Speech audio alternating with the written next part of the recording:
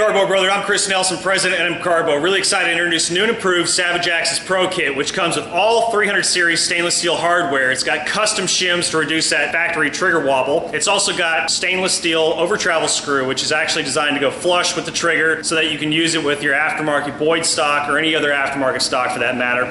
Also the same great trigger pull reduction. 40% trigger pull reduction, roughly a 2-pound reduction from the factory 5.5, 6-pound trigger pull. Let's jump on over the tabletop, put this baby in. Parts and tools needed for this build: the Savage Axis Pro Kit, 3 32 inch Allen key, 5 32 inch Allen key, blue 242 removable Loctite, flathead screwdriver, and as always guys, make sure you're wearing eye pro. Before we go any further, let's check our rifles together, make sure they're clear. Go ahead and remove the magazine, check the chamber, check the bolt face, check the magazine well. This firearm's clear. Now let's go ahead and take a couple factory trigger pull readings and see what we're starting with.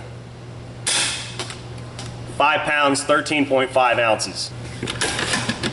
Let's take one more to confirm. 6 pounds, 1.0 ounces. So about a 5.5, 6-pound trigger pull is what we're starting with. Now we begin the installation by first removing the bolt. Go ahead and open the bolt, pull the trigger, hold it down, press the bolt release, slide the bolt right out. Next, we're going to take our 5 32 Allen key and separate the stock from the receiver and barrel group. Go ahead and start on the front takedown screw, loosen that. That'll be the short one. Then loosen the rear takedown screw. That'll be the long one.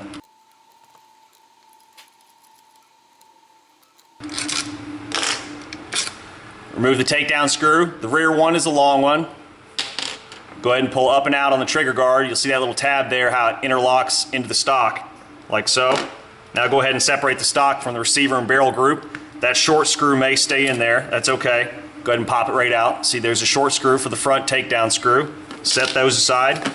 Now let's focus on the trigger assembly. All right, so now let's focus in on the trigger assembly. I'm really all the way zoomed in here, so I'll try to keep it all in the shot, but you can see here's your factory trigger return spring here. Massive, thick spring, all right? And you're gonna have this factory wax on both of these holes. Ours is already scraped off because we've removed this spring. Now, in order to actually get the trigger out, we're gonna have to remove this E-clip. But before we do that, I just wanna point out this side-to-side play. This is massive.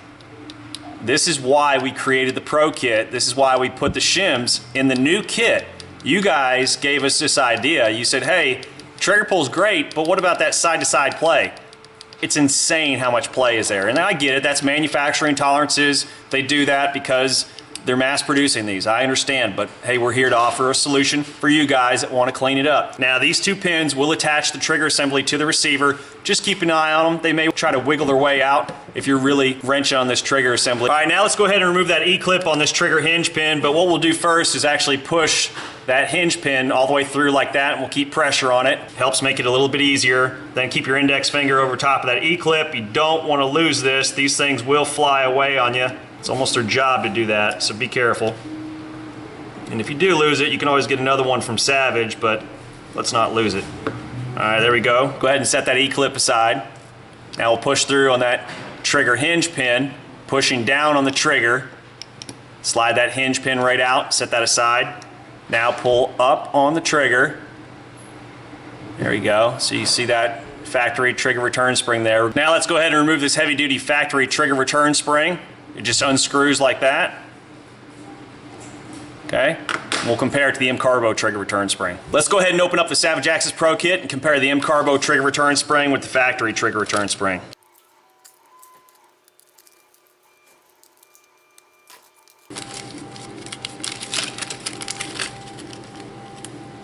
All right, there you go. So you can see we've got our synthetic grease with PTFE. This is the Teflon grease. This is going to help with lubricity and help give you that nice smooth trigger pull. Also a great assist when installing those shims.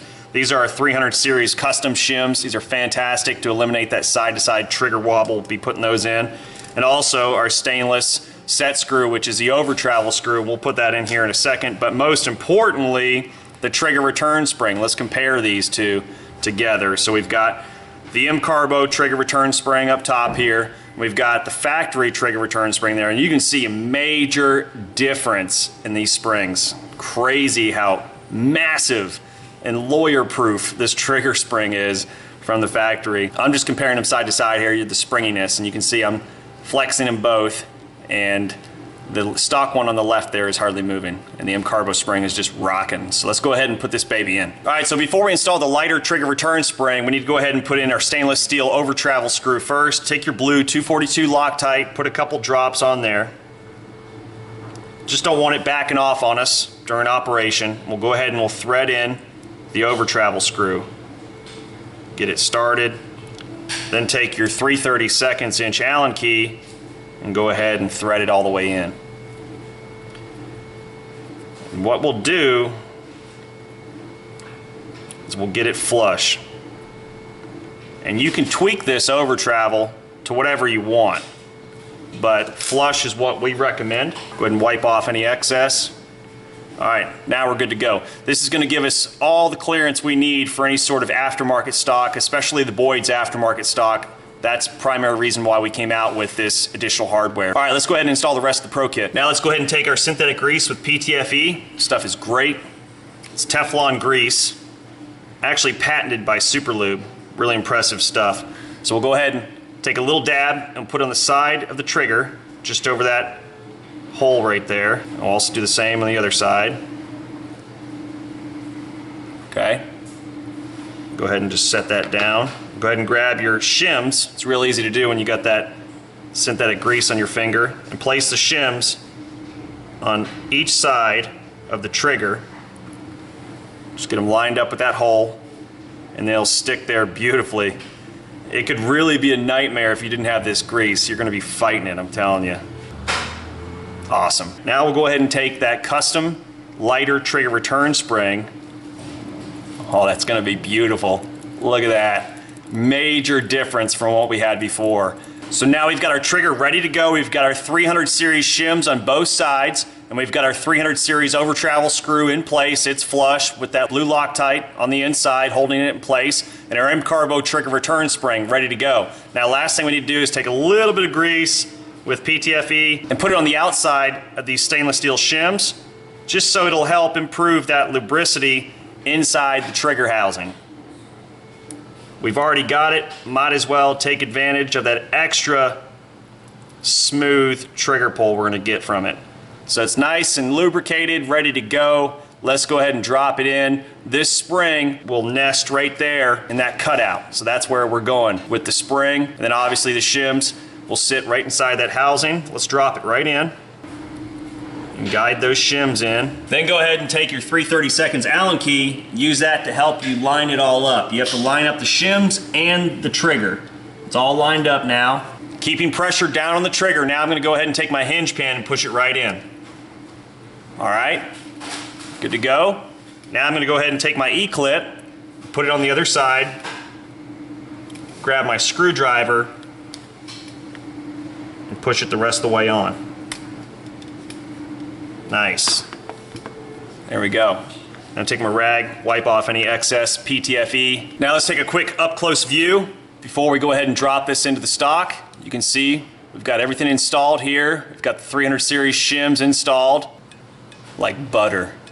Feels amazing. I can't wait to get this in and test this trigger pull. Look at that. Plenty of clearance here for any sort of aftermarket stock, so we're good to go there. Got our Loctite in place. This baby's secure. We've got our new light trigger return spring. Feels amazing already. These shims won't show once inside the stock, so we're good to go there. It's perfect. Just the right size to give us exactly what we wanted, which was to eliminate that side-to-side trigger wobble. Look at that.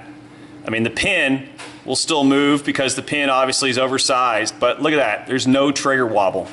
Let me just see if I can get it to move at all. We're gonna have a little bit because we have to obviously have a smooth trigger pull, and that's what we wanted to make sure it wouldn't interfere with the operation, but we wanted to clean up any of that excess play that didn't need to be there.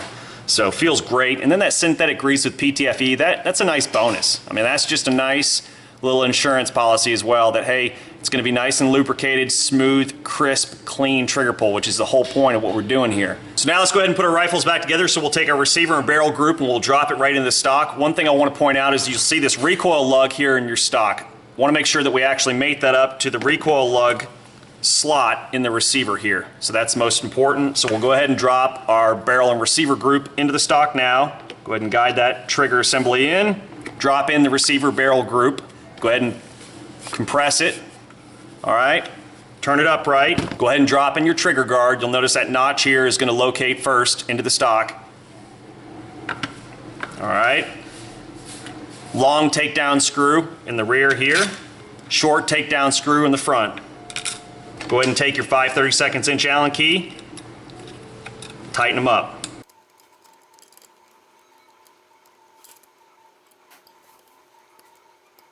All right, just make sure they're good and snug. Now let's go ahead and insert the bolt. All right, so let's go ahead and insert the bolt. Go ahead and pull the trigger, press on the bolt release. Take your bolt, line up the lugs on the bolt with the receiver, slide it right in. Good to go. All right, now that we get the Savage Axis back together, go ahead and do a quick function check. Place the weapon on safe, pull the trigger, nothing, good. Pull the trigger, oh man, that feels good. Now let's test the trigger pull. All right, let's see what we get for a trigger pull reduction. 3 pounds, 9.5 ounces. That is awesome. All right, let's do one more to confirm.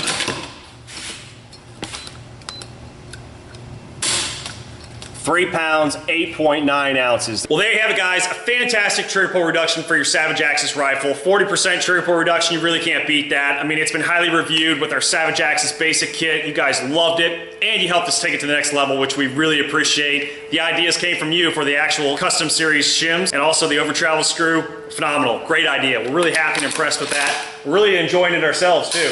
I mean, can't beat that trigger pull. That's beautiful. Thank you, MCARBO brother, for your ideas and your support. As always, happy shooting.